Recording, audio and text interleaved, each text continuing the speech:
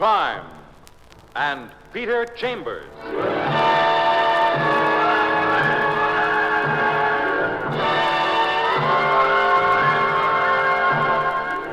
Created by Henry Kane, transcribed and starring Dane Clark. Private investigator, duly licensed and duly sworn, Peter Chambers.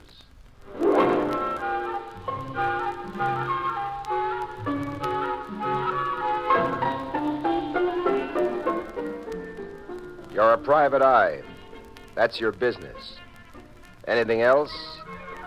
That's for laughs. You hope you can mix a couple of laughs with this one, because the client that's sitting opposite you, you'd like to have a couple of laughs with. She's got black, limpid eyes, black, glistening hair, shining white teeth, and red lips. And her figure, it's got more curves than a swindle artist can throw at you. And they're much more interesting. Her name is Tina Diaz, an American of Castilian extraction. You're very handsome, Mr. Chambers. Much more handsome than I'd expected. We're supposed to be talking about murder, Miss Diaz. Tina to you, Mr. Chambers. Or may I call you Pete? Yes, you may call me Pete. No, Petey. I think I like that best. Look, you call me whatever you want, Miss Tina. Now, let's get back to business, huh? About Winnie Brown. Who was murdered last night. I saw the item in the newspapers. Shot and killed in her apartment on Central Park West. Now, why haven't you gone to the police with this instead of coming here? Petey, I wasn't particularly fond of Winnie Brown. We happened to be earning our living the same way as dance hall hostesses, both working in the Utopia Ballroom. And both of you interested in one of its patrons, Gordon Phelps.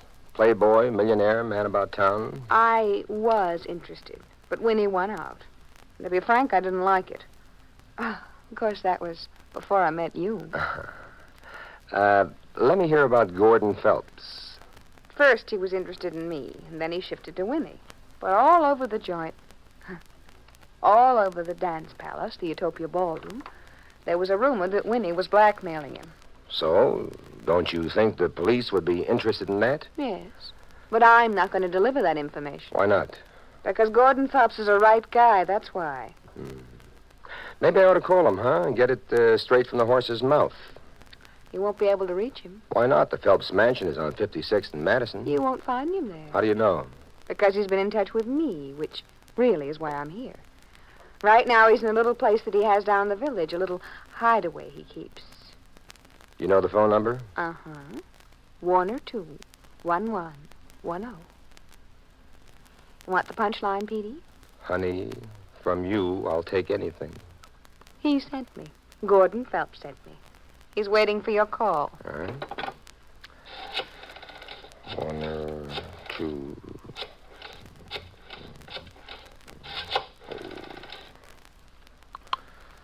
Maybe you are going to earn a fee, after all. Hello? Gordon Phelps? This is he? Peter Chambers. Oh, good. I'm delighted that you called me so promptly. Hiding out, Mr. Phelps? Not exactly, no. I'm merely attempting to avoid any unnecessary publicity, if that's possible. I know the police want to talk with me, but I won't talk with them. Not until this hubbub dies down. Which is the reason I asked Tina to put you in contact with me. I want to retain you on this, Mr. Chambers. Over the telephone? No, I'd like to talk to you personally. But where? I wouldn't want you to come here. It might be awkward. Well, how about the Utopia Ballroom? Good. Sort of home base, huh? And most appropriate. You know what I look like? Yes, I've seen your pictures. Good enough. Utopia Ballroom, 9 o'clock.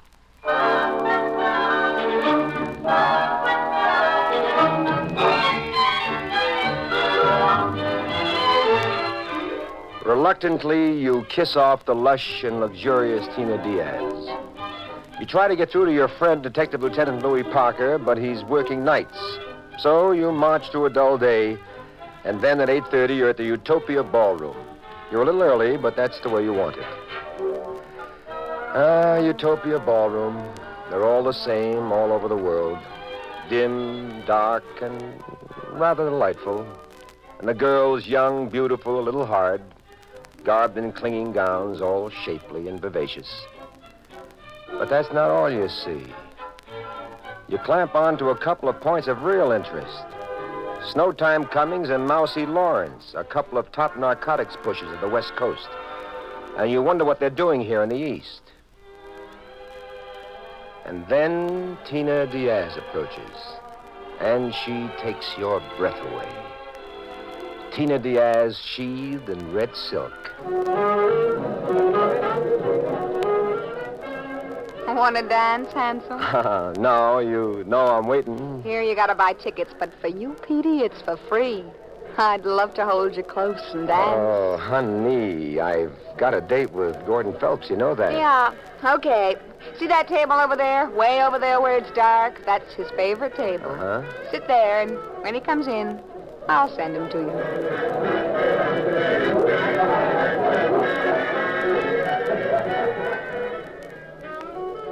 You sit and you wait, and pretty soon he's there. A tall, middle-aged, slender guy with man of distinction written all over him. The first thing he does is hand you an envelope. This is for you, Mr. Chambers. Tina Diaz directed me to you. What is it? Your fee, $1,000. I hope that's acceptable. It's acceptable. Sit down, Mr. Phelps. Thank you. You know your job, Mr. Chambers. I want to know who killed Winnie Brown. And if it turns out to be you, Mr. Phelps, there's no rebate on the $1,000. Good enough. Now, what's your connection with that girl, Winnie Brown? What about this blackmail talk? It's absolute nonsense. She was taking dramatic lessons. And, well, I was helping her. How much were you helping her, Mr. Phelps? $75 a week. Well, now, don't misunderstand. It was purely an act of charity. The girl had talent. Yeah, sure. Now, look, so what's with this blackmail pitch that everybody's talking about? Oh, rumor, gossip, and nonsense. She probably boasted that I was helping her, and, well, you know, a place like this, tongues get to wagging. Did you visit her apartment often? As a matter of fact, I've never been to her apartment. Okay, you've never been to her apartment. Now, look, somebody did kill her, Mr. Phelps. Any ideas that you can kind of throw into the hopper? Well, there are two people. There's Tina. Tina Diaz? Yes. Perhaps, in a sense, it was my fault. Because it was Tina's belief that Winnie had won me away from her. There was bad blood between those two, and I know for certain that Winnie was in mortal fear of Tina. Fiery type, that Tina. Bad temper. How long have you known those girls? Oh, I met them about a year ago. Now, you said two people, Mr. Phelps. Who's your other candidate? Johnny Hayes. Who that? The man that owns this place. His office is upstairs. A couple of nights ago, I knew that Winnie was in his office, and I was going up there to sort of pay my respects. The door was partly open, and before I actually realized it, I was eavesdropping. I overheard an argument.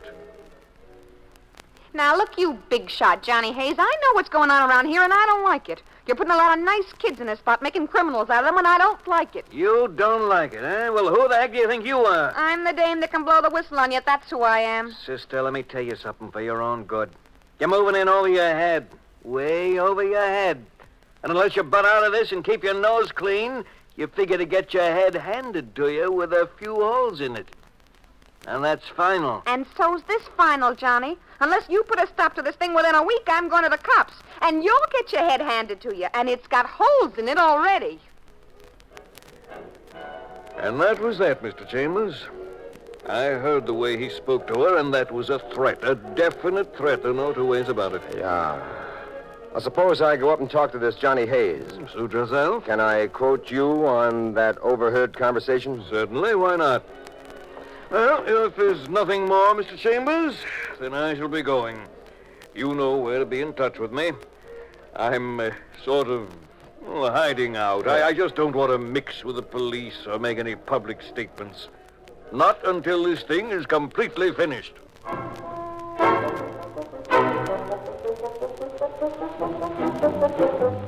Johnny Hayes' office is the usual cubbyhole overloaded with pictures of prize fighters and actors. Okay, so you're a private cop. So what can I do for you? He's a sharply dressed guy, tall, pale, slender, and good-looking.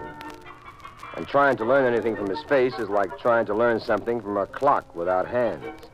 Okay, so you're Peter Chambers. So what do you want me to do? Bring out a flag and wave it? I want you to answer a couple of questions. I'm working on that Winnie Brown thing. Okay, so work somewhere else. I'm working here. Oh, a tough boy. One of them, huh? Tough enough if that's the way you want it. Now, how do you want it? Well, for the time being, let's play it in the soft key, tough boy. What do you want? That's better. A couple of nights ago, you were overheard threatening Winnie Brown. Where? Right here. It's a lie. You didn't have an argument with her? I did not. Suppose I tell you I got a witness to that. Then I'll tell you, he's a liar. Would you say that Gordon Phelps is a liar? Gordon Phelps, eh? Yeah. Yes, I certainly would say he's lying. Why should he lie? So's he can take the heat off himself. If anybody killed her, he did. How does that figure? Because she was playing him for a sucker, that's why. And he couldn't get to first base. And that drove him off his nut. He's one of them millionaire guys, spoiled all the way from the cradle. If they can't get what they want, they kill it. So's no one else can get what they can't get.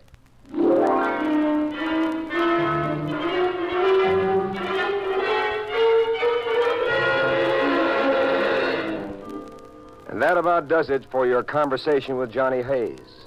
The next stop, police headquarters, where you wait for Lieutenant Parker. And it's about 2 o'clock in the morning before he finally shows up. Detective Lieutenant Louis Parker, homicide.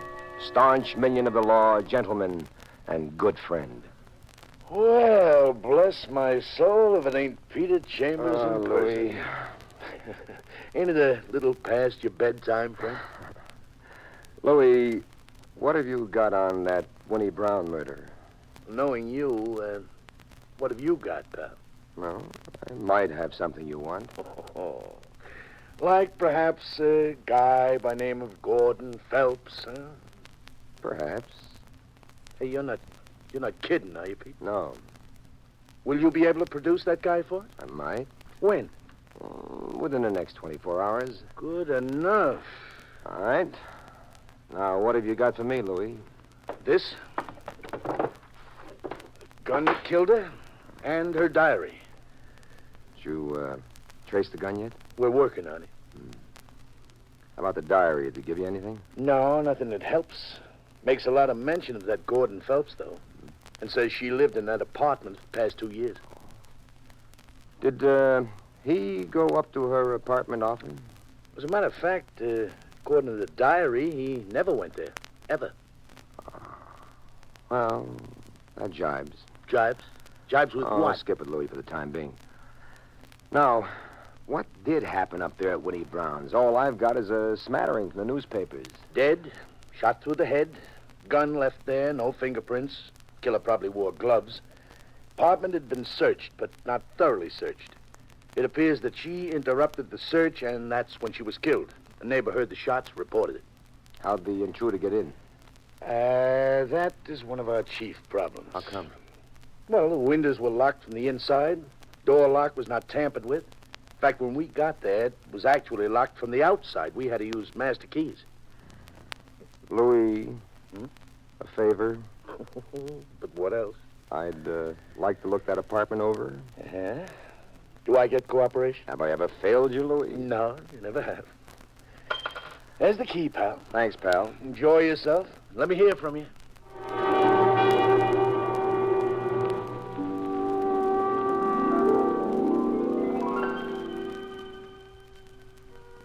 It's 2 well-furnished rooms on Central Park West near 75th Street. You give the joint a quick going over, and you come up with nothing. You're just about to start a return engagement, this time more intensive, when you hear an instrument fumbling in the door lock. You douse the lights. You take up a stand behind the door. And when the door opens, you jump them. But the hem is soft and pliant and nice to the touch. And when you get the lights on, the him ain't a him. It's a her. Tina Diaz. Oh, you hurt me. Help me up. Please help me up. Hey, with a picklock in your hand yet. Oh, you Tina Diaz, you naughty. Help me. All right. Up you go. Hey, You hurt me. Right here. Sorry. Kiss it, Petey. Here. Right here. Much better. Okay, now we finished playing post office. Let's start playing detective and suspect. What are you doing here? I didn't kill her. Please believe me, I had nothing to do with So that. what are you doing here? I came because I'm afraid. Oh, that makes a lot of sense. You came because you're afraid. I don't get it. I was afraid they'd mix me up in her murder. You see, a long time ago I threatened But her. she's dead. She can't tell the police you threatened her. It was in writing. I still don't get it. Listen, I have a temper. I flare up. When Gordon Phelps became interested in her, I felt that she'd tricked me. At that time, I went away for a vacation. I wrote her some letters, threatening letters. Well, later, when I returned, she told me she'd saved those letters for insurance. I'm sure the police haven't found them. Otherwise, they'd have picked you up. Yeah, huh? that's right. So they're still here. Well, I don't want to be involved. So I borrowed this picklock, and I came here tonight, took some time off from the dance hall. Okay, sweetie, okay. Now, let's see. Let's look together. Let's see. I'm, Winnie Brown. I'm a girl who works in the dance hall. I have a two-room apartment. I have some letters that I want to hide. Now, where would I hide them? I'm a girl who's influenced by movies, comic strips, television. Tina. Yeah? Help me take that picture off the wall, that big one.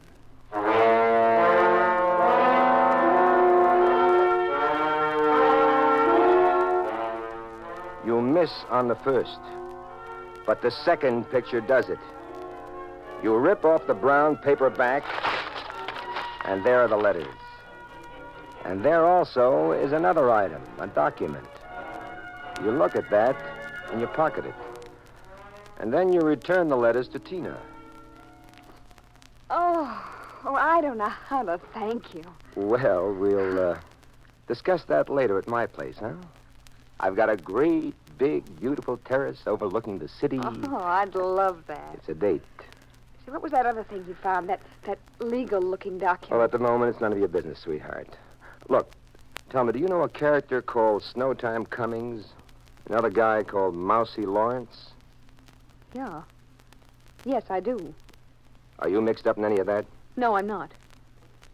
Good enough. Do you know what's been going on there at the Utopia Ballroom with those guys? Yes.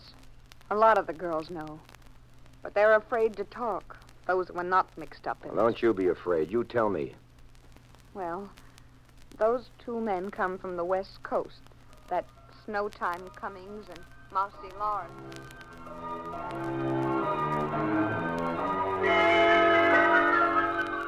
You call Parker and you call Gordon Phelps, and then you and Tina and a lot of cops and Parker and Phelps are all gathered in Johnny Hayes' office.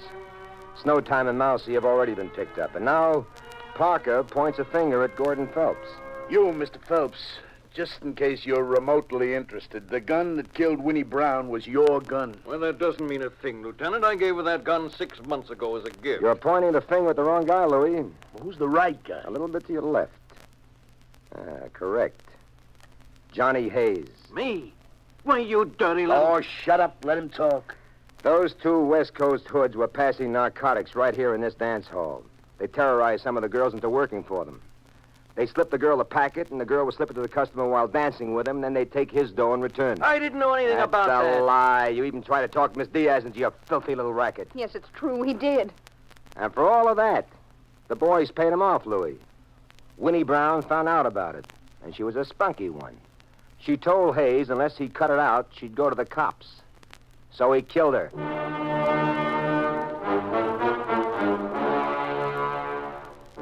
Johnny Hayes is all washed up, and he knows it. Suddenly, he pulls a gun from a drawer, and he points it at you. But it's Parker shooting the gun out of his hands. Good old Parker. Then everybody heads for downtown, police headquarters, and there you clean up a couple of loose ends with the lieutenant.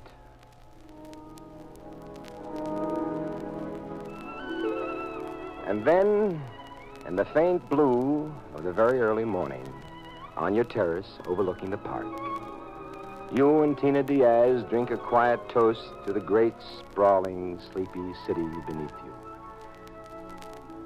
To New York and to you. And congratulations on a really brilliant performance. And to you, honey, who helped plenty. And believe me, it took a lot of nerve. But how were you so sure it was Johnny? Well, first, whoever killed her had used the key to go in. And when he left, he actually locked the door behind him. So? Well, there was plenty of motive for Johnny. Phelps had heard his threat, and you gave me the rest of the information. That made me very sure that he was our boy. But that document stuck behind a picture was the clincher. What was that? That's what he was searching for. What might tie him into it. It was a legal separation between Winnie and Johnny Hayes dated 6 months ago. They'd been married, husband and wife, and they'd broken up. And back in my mind, I was looking for somebody with a key to that place. And who else would that be but the legally wedded husband? Real little old brilliant Sherlock Holmes. Well, I try. I like you, Petey. I like you very much. Oh, and I like you. Petey, Yeah. you make a lot of money, don't you? I do all right.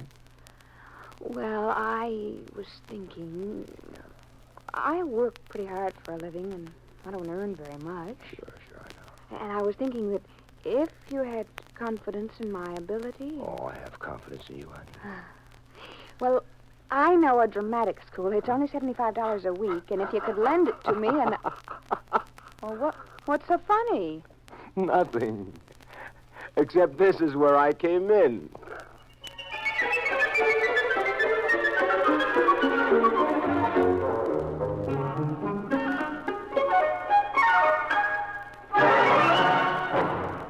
And there you've had Crime and Peter Chambers.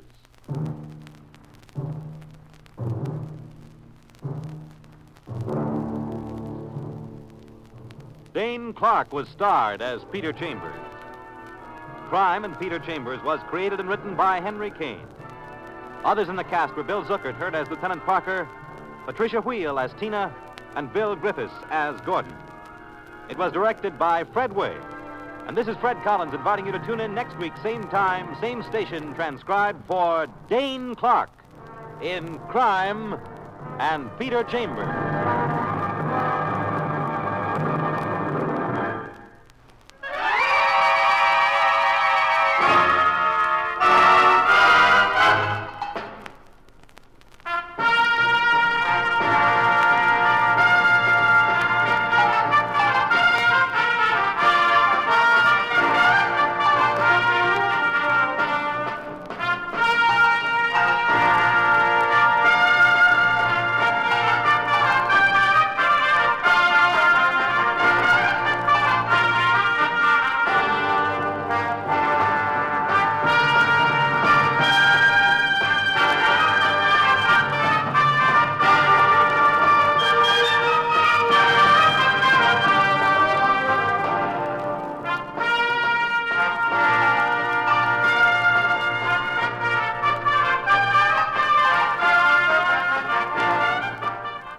Crime and Peter Chambers has come to you through the worldwide facilities of the United States Armed Forces Radio and Television Service.